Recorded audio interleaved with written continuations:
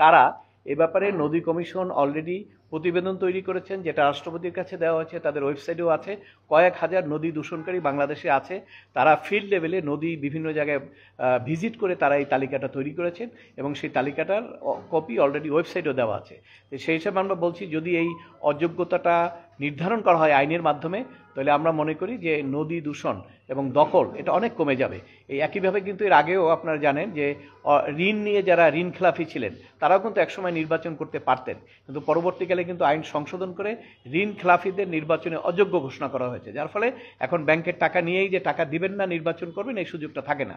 আর বাংলাদেশে অনেকেই এখন নির্বাচনমুখী, অর্থাৎ একটু টাকা পয়সা প্রভাব হলেই তারা মনে করে যে নির্বাচন করবেন এবং এই জন্যই নির্বাচনে সবাই এগিয়ে আসছেন। তা আমরা ওইটুকুই নির্বাচন কমিশনের কাছে আবেদন জানিয়েছি যে ওনারা আইনের বিধানটা করলে এই জায়গাটায় যারা নির্বাচন করতে চায় প্রভাবশালী বা আপনার অর্থশালী, তারা তখন নদী দখল এবং দূষণ করা থেকে বিরত থাকবে, যার মাধ্যমে আমাদের দেশের পরিবেশের উন্নতি হবে এবং আমরা উপকৃত হব। এই দাবিটাই আমরা করেছি।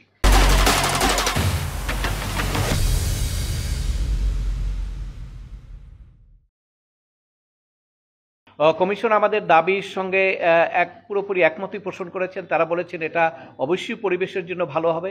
তো যেহেতু এটা একটি আইনের সংশোধনের প্রয়োজন আছে, অতএব সেই ক্ষেত্রে নির্বাচন কমিশন বলেছেন যে এই সংশোধনটা তো হঠাৎ করেই করা যায় না, 2-4 দিন, এটা একটা লং প্রসেস এবং সেটি সরকারের কাছে প্লেস করতে হবে। তো আমরা চেষ্টা করব আপনাদের যে বিশেষ করে আপিল বিভাগের মতামত কিন্তু আছে এখানে, এটা কিন্তু এমনিতে আমরা এসে দাবি করলাম তা না, আপিল বিভাগের মতামত, এবং আমরা বলেছি যে সেই আপিল বিভাগের মতামত অনুসারে ওনারা যাতে একটা প্রস্তুত নিয়ে এই আইনটা কীভাবে সংশোধন করা যায় সেই ব্যাপারে ওনারাও আমাদের সহযোগিতা চেয়েছেন, আমরা বলেছি আমরাও সহযোগিতা করব এবং সেইভাবে একটা আইনের ড্রাফট তৈরি করে সরকারের কাছে প্রেরণ করা।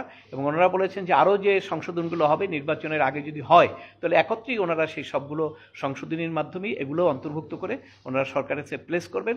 তখন সেখানে আইন সংশোধন হলে পরে সেটি ওনারাও বলেছেন যেটা হলে পরে দেশের পরিবেশের জন্য অত্যন্ত পজিটিভ হবে। আপনারা এত পরে কেন আসছেন? আপনার নির্বাচন সংস্কার কমিশন একটা গঠন হয়েছিল, এখন ঐক্যমত কমিশন কাজ চলছে, আপনারা আগে কেন সংস্কার কমিশনে জানেন? আপনি জানেন যে নির্বাচন কমিশন এটা কিন্তু একটা সাংবিধানিক প্রতিষ্ঠান, তার ম্যান্ডেট কিন্তু অনেক বড়। ওই সংশোধন মানে যেটা সংস্কার কমিশন করা হয়েছে এটা কিন্তু আপনার সরকারের একটা নির্দেশনায় একটা অফিসিয়াল অর্ডারে হয়েছে। ওনারা যেটা দিবেন সেটা কিন্তু কে পালন করবে, কে কর্তৃত্বটা চালাবে কে? নির্বাচন কমিশন যদি আইনগুলো পরিবর্তন না করে ওনাদের সংস্কারের প্রস্তাবের কিন্তু কোনো ভ্যালু নাই। এই জন্য আমরা সরাসরি এখানে চলে আসছি, যেহেতু এখানেই ওনারা করতে পারেন এই জন্য এখানেই চলে আসছি। সংস্কার কমিশনের ওখানেও তাদেরকেও যে আমরা অফিসিয়ালি হয়তো তাদেরকে বলি নাই, কিন্তু তাদের নলেজেও এটা আছে যে সুপ্রিম কোর্ট একটা রায় দিয়েছে এবং সেই রায়ের ব্যাপারে মতামত আপিল বিভাগ দিয়েছে যে নদী দর্শন দখলকারীদের যাতে আপনার নির্বাচনে অযোগ্য ঘোষণা করা হয়। ওনাদের নলেজেও এটা আছে, ওনাদের সুপারিশ এটা আসছে কিনা আমি বলতে পারবো না। যদি নাও এসে থাকে, যেহেতু এখনো কোনো চূড়ান্ত পদক্ষেপ নির্বাচন কমিশনের থেকে শুরু হয় নাই, এর জন্য তার আগে এসছি আমরা যাতে এটা হয়ে যায়।